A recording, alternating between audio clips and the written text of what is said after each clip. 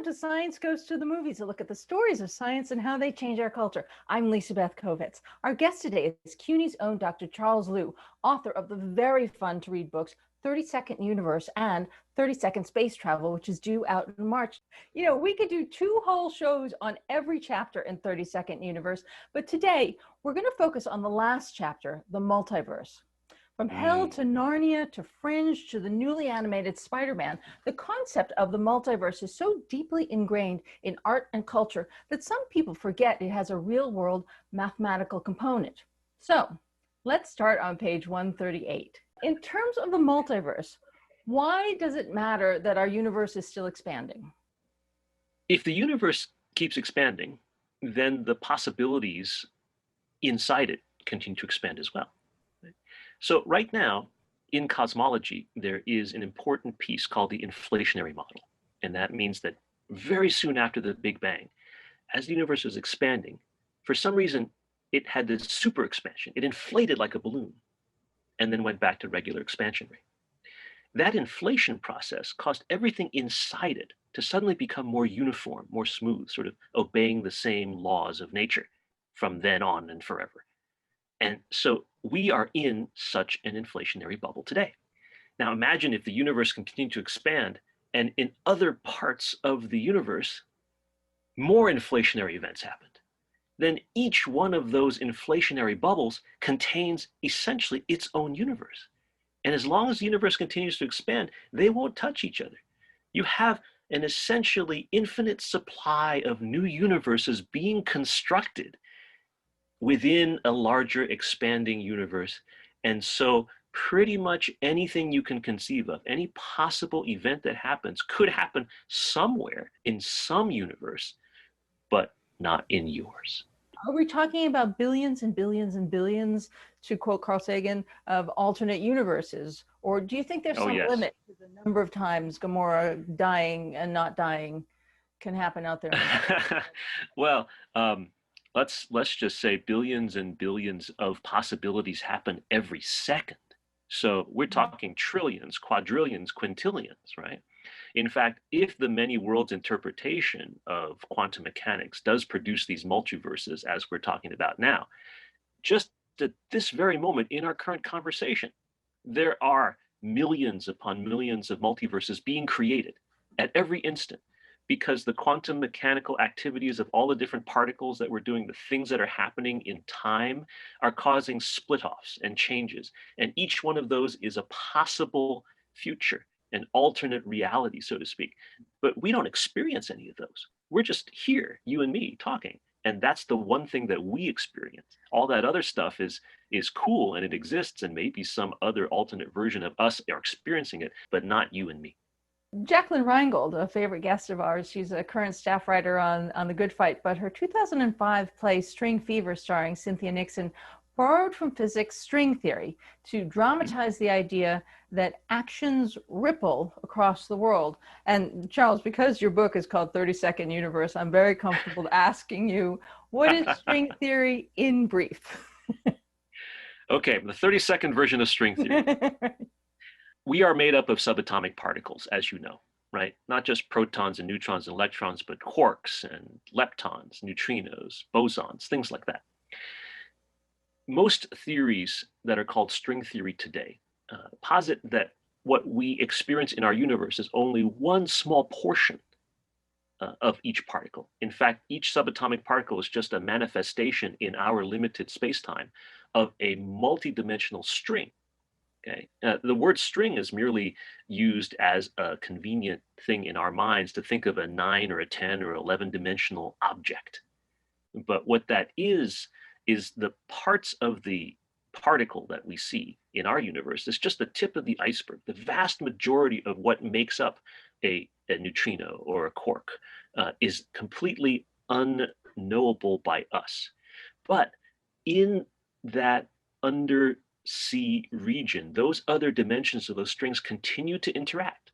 And it is those interactions that actually can bubble up and create things that happen in our universe without our knowing about it. But it's just a sort of deep way of interconnecting particles without just the things that we observe in our own universe. And so why do you put Well, now I see why. Now I see why you put that in the now well, I see why you put that in the world of the multiverse, because the strings live the whole of the string does not just live in this world. And they're amphibious, as it were. Correct. Yes, absolutely. To continue that analogy, which you have hit the nail on the head of, right? What you've got is that these strings, as they interact, create what we might call landscapes of universes, things that cause interactions in different ways. Maybe the laws of physics are ever so slightly different in one landscape than another, but we can't see the vast majority of landscape because all we see is sort of the tippy tops of the mountains, the things that are floating up above the surface. So it has been calculated that there are way, way, way more of these potential universe landscapes, these string landscapes, than there are atoms in the entire observable universe. So again, we probably can't experience any of them other than the one that we're experiencing now. But the fact that they do exist is very likely. That's fascinating. To quote Mr. Spock. Fascinating. Fascinating.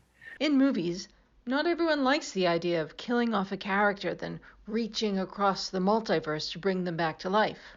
Likewise, in science, there are other ideas about the makeup of the universe, and one of them is something called supersymmetry. And Charles, the name supersymmetry sounds super comforting and orderly, is it? Yes and no. We have our particles in our universe with the strings underneath. You can imagine those strings are like jellyfish legs, just flopping around in these multiple dimensions without any order. Or you can imagine that they actually have some structure to them, that there are rules below that surface that govern their interaction in a fairly regular and non-random kind of way. That's really the principle of supersymmetry. If you have strings, they're not actually totally random below what we can see, but they actually have reasons to provide these sorts of rules that we can trust. In so many ways, we're back to the world of before we understood bacteria, and an infection was a curse, but it's just because we couldn't see the whole world. And now all of these things that seem random, according to supersymmetry, are affected. There's still a cause and effect going on, but that we're seeing the effect, and the cause is happening in a universe that we cannot measure or see in the same way that we could not back in the day measure or see bacteria. You are absolutely right, actually, Lisa Beth. If you think about it, we went from a very simple view of the universe in ancient history to an increasingly complicated version of the universe as we've come to the modern day. But now, as we pierce the veil of ignorance of science, we're starting to see that there may well be order that we thought was obscured by the complexity. The complication, of course, is that there is this thing called uncertainty, the quantum mechanics of things, right? The black box that we can't pierce. And so as orderly as it seems to us up here, what is all that stuff that's inside the boundaries of what we can't learn? And it's a very, very frustrating, but also inspiring sort of way to inject uncertainty or the unknown or creativity or things that could never predict into our otherwise predictable universe. If you were a Starfleet captain in the 24th century, whose ship had spent a substantial amount of time traveling at warp speed, you might be instructed to bring your vessel in for a Baryon sweep. And oh no, not to the Remler array, please, not to the Remler array. Oh, no. Please continue. I'm sorry. Charles, if you were a Starfleet captain and then they told you to come in for a Baryon sweep, would you tell them, no? What is it? What is it and why are they doing it? Okay. Star Trek, in that episode, that's Starship Mine, by the way. I think it aired in 1993, season 6, something like that. But a baryon is a particle that contains 3 quarks, and they're tied together with gluons. Okay, so for example, a proton is a baryon. A neutron is a baryon. And we all learned that neutrons and protons together make up atomic nuclei. So the vast majority of all of us and every object on Earth is made up of baryons. We tell our college students that a proton is just 2 up quarks and a down quark, whereas a neutron is just 1 up quark and 2 down quarks, and that's it, right? But actually, they're really complicated. These quarks are just sitting there, and then there are all these little particles called gluons that are sort of swirling in within the proton, holding these 3 valence quarks together. And in the meantime, in between these things, quark anti-quark pairs are popping in and out of existence, creating this sort of soup inside the baryon particle, and so on, right? Anyway, it turns out that there are other kinds of baryons that theoretically can exist, okay? But their half-lives are small in our universe, which means they decay away very quickly. We don't experience them in our regular lives. So when you are baryon sweeping something, what you're basically is you're removing all the protons and neutrons, which means you would vaporize everything. So I would not want my starship to go into a baryon sweep, because that would mean that I would then be flying with random subatomic particles around me in a cloud. And I myself would be a random cloud of subatomic particles. That would be no good. It seems like you watched that episode. Yes, I did. Your brain must have exploded. I was actually a lowly student at that time. And I was with a friend. We both sang, actually. So we were singers. And after the rehearsal, we were just in my living room. And he, by the way, Ed Ajar, Dr. Ajar, is actually a big deal, important person in our field, one of the leading administrators of the National Science Foundation for Astronomy, by the way. But he was younger, I was younger. It just turned it on. It's like, oh, Star Trek is starting. Okay, let's just turn it on. And then, you hear that familiar voice, Captain's Log, Stardate 9999.9. And so we're just listening for a second. The Enterprise is docked at the Remlo array, where it will undergo a routine procedure to eliminate accumulated baryon particles. And of course, Ed, being an astrophysicist as well, we kind of looked at each other and we just started laughing. We're like, God, we're dying on the floor. It's just like, you're wiping out the entire ship. And we're like, ah. And by the time we came back, like we had missed, half that teaser with no idea what else was going on there at that point. But it was so funny, and it's something that I just remember so fondly. So anytime someone talks about a baryon sweep, that just brings a smile to my face. A for effort to Star Trek, but F for killing all your crew. No. Yeah, I mean, it's a plot device. Yeah, it's okay. Plutonium is a well-known element in Star Trek and pretty much every other science fiction movie. In 1964, physicists Peter Higgs and Francois Englert, along with Robert Brout, Gerard Guralnick, C. Richard Hagen, and Tom Kibble, theorized a mechanism to explain why particles have mass.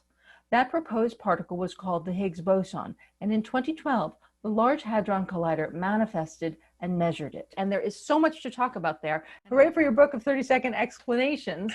So what is a boson? And to our subject of the day, why does the weight of the Higgs affect the theory of the multiverse? Great question. So there are 2 general categories of the most basic subatomic particles, we think, in our universe. One category is called fermions, named after Enrico Fermi. And then the other kind is a boson, named after Santaniash Bose. Fermions are like electrons and quarks. They can't occupy the same energy levels. So you always have this sort of one distinct one compared to the other. And that's why, for example, chemistry works, because electrons can't occupy the same spaces for any period of time, right? Bosons are different because they can occupy these spaces. In fact, they just sit there and they can collect in a way that fermions can't. They also transfer force. So because of their characteristics, a photon, for example, which is not a photon torpedo, but a photon, is a piece of light. It is a boson that carries electromagnetic force from one place to another in the universe in the form of this thing we call light or electromagnetic radiation. Okay, now Gluons are a kind of boson. The W and Z particles are another kind of boson. The graviton, which is supposed to carry gravity, is theorized to exist but has never been measured.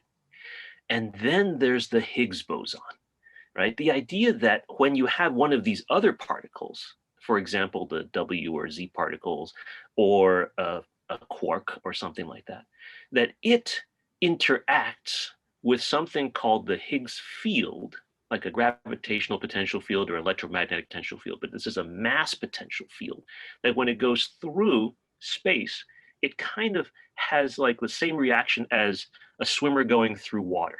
There's a drag on it produced by this Higgs field, which then allows this object to be heavy and thus has mass. So the Higgs particle causes mass to exist. It imparts mass onto other objects. So if itself, the Higgs particle, has a very high mass or very low mass, that will affect how universes work. At the Large Hadron Collider, people measured the mass of the Higgs boson. And it's big, but it's not huge. It's not bigger than, say, a proton. But there are theories of the universe that suggest that the mass of the Higgs should be way, way higher, like way higher, millions, billions of times higher. And the fact that it isn't puts strain on some physical explanations of how the universe works. So one of the ways to explain why the Higgs boson is the mass that it is and not some gigantic mass is if there's an interaction between our universe and another universe or another piece of the multiverse that somehow moderates or changes the mass of the Higgs. And therefore, when we experience it in our universe, it's where it is, as opposed to what theoretically it ought to be. Is this back to the idea that part of the Higgs is in another dimension and we can't measure or see it, and that makes the math of these other theories work? And that's why Yes, the Higgs is central to the concept of a multiverse. You got it. Because That's it exists. exactly correct. But if a Higgs is indeed a string, just like every other subatomic particle, then could those other dimensions which we can't perceive in our universe be interacting with a sea, a multiverse, or some sort of a string landscape that allows for that kind of transition to occur without our perception, but definitely with consequences in our universe? The concept of the multiverse has been a great boon to writers and artists who like the high stake thrill of killing off a major character while still preserving a fan favorite. But in real life science, is the multiverse going to spell the end of a certain kind of particle physics? Because if it is a multiverse, how do we get all of these? How do we get to these other particles? How do we study them? How do we measure them? Yeah, that's a very, very good question. And I like your yeah. That's the basic point, right? We were talking earlier about how we went from simple universe to a complicated universe and simplifying again. Well, maybe we're at the next stage of complexifying it one more time, right? These strings, for example, where are they, right? If they're just extending into a different universe, that's one thing, or a different dimension, right? But there are like 9 or 10 dimensions to these strings, maybe 11, right? And so if there's 10-dimensional strings are strung around everywhere in the 11-dimensional supersymmetric bulk that we live in, you've got to connect a lot of these dots, right, to make it work. One idea is that these strings actually have the dimensions tucked into them. So they're not, they'd say, dimensions that are a few feet or a few miles or a few light years long, but they're smaller than even the smallest subatomic particles, and they're kind of curled up. So you have what's called compactified dimensions. Often physicists will use the example of like the Alaska pipeline as a string theory compactified dimensions example. If you're standing next to the pipeline, it's a big 3-dimensional object. It's a big tube, right? But then if you go, say, a few hundred yards away, it becomes like a strip. So you see 2 dimensions of it, its height and its length, but no longer its width. And then if you go like miles away and you're looking at it from a large distance, and all you see is a line.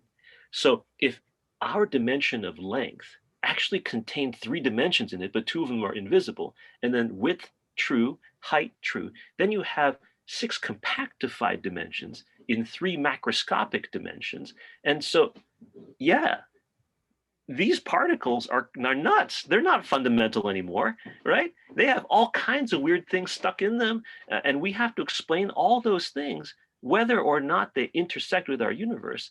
And that does spell the end of the simple standard model of subatomic particles, because we've got to add all that extra complication in order to get the theory right. When a Marvel writer is writing these things, they're just making them up. They're just thinking about them. Yes. But all of these variations of principles that might someday become theories, they're math based. This is not a comic book artist, because it sounds, when you say it, like a comic book artist sitting in their thing. But these are based on formulas and outcomes and math. They completely are. And there's no incompatibility, right, between having a nearly infinite, if not truly infinite, variety of possibilities that explain the universe and the one universe that we live in. We can just take a very simple example. We've known about Newton's law of motion for a long time, right? Newton's laws of motion are straightforward. You take a marble and you hit another marble and it goes somewhere. But think about random collisions between marbles in the universe. They can go in any which direction depending on exactly how things hit. They can go up, they can go down, the marble can roll off the table, right? Even with the simplest and most basic of laws of physics, we can think about a nearly infinite variety of possibilities.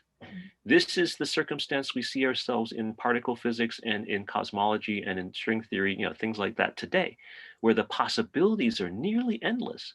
And our goal is to figure out the one or the ones that accurately reflect our own universe. And it just so happens that because there are so many other varieties, our creativity, our imagination is unlimited as well. So the things that we create that go into the movies, that go into stories, that go into comic books, we can use the basis of the possibilities that are laid out by the laws of physics to think of things that are beyond the laws of physics and even give them a little veneer of authenticity, which always makes a story a little bit more fun if you can say it might be true. Absolutely. You have been so very kind to indulge my questions, both serious and silly, about the multiverse. Can you tell me about some of the work that you're doing in your own lab? Absolutely. I, being an observational extragalactic astrophysicist, what I do is I look at things that are billions of light years away and try to understand them. So I'm not looking at the little tiny particles that we're talking about today, but rather huge amalgamations thereof. My most recent work has to do with looking at galaxies, sort of like the Milky Way, that have stopped forming stars recently. The reason our Milky Way is this sort of nice spiral galaxy, and it has some young stars and some old stars in it, it keeps making stars, maybe half a dozen or a dozen stars per year. But I like looking right now with my students at thousands of galaxies out in the universe, and from them plucking out the few dozen or the few hundred that don't form stars anymore, but used to form stars vigorously not that long ago. We call them post-starburst galaxies, and their star formation has stopped. They've been quenched like a flame with water dumped on it. What was the quenching process? What stopped the formation of those new stars in those galaxies? Was it a collision between galaxies? Was it supermassive black holes in the centers of these galaxies that spewed so much energy that disrupted star formation? Was it the galaxies traveling through intergalactic space in such a way that the material blew away all the raw materials for forming stars so that they are now quiescent, no longer active galaxies? So by understanding that process, we're really kind of looking at the process of aging of the universe. Galaxies are to the universe the way that cells are to the human body. And so if we want to understand what has happened in the universe from the Big Bang almost 14 billion years ago to the present day, and what's going to happen to us in the future, by studying these particular galaxies, it's like we're looking at a specific era in these cells' lives, the teenagehood, puberty, adolescence, pick what you will. But by looking at that and seeing, do black holes cause this? Does intergalactic space cause this? Do massive collisions cause this? That really gives us a handle on how the aging of the universe is going. It's very exciting work. I like it very, very much. Maybe it was Thanos.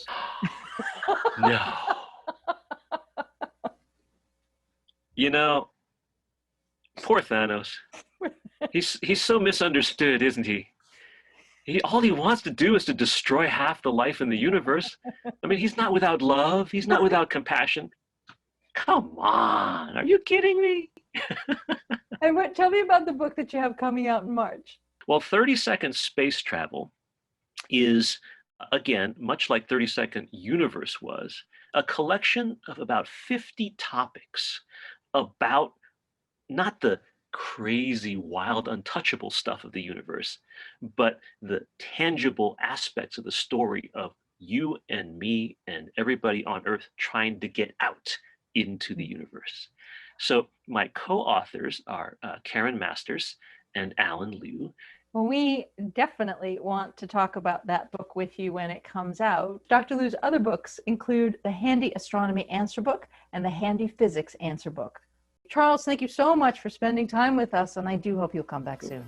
It's my pleasure. Thank you so much, Lisa Beth. It's such a pleasure. Thank you so much for having me.